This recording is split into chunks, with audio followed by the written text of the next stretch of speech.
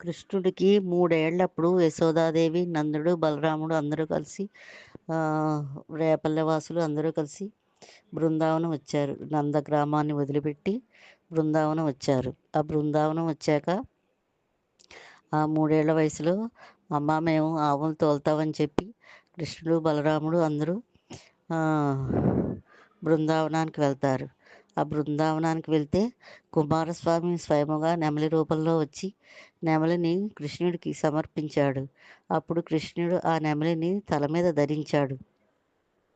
తర్వాత కృష్ణుడు చూస్తుండగానే అక్కడ వెదురు పొదలలో నుంచి రాధాదేవి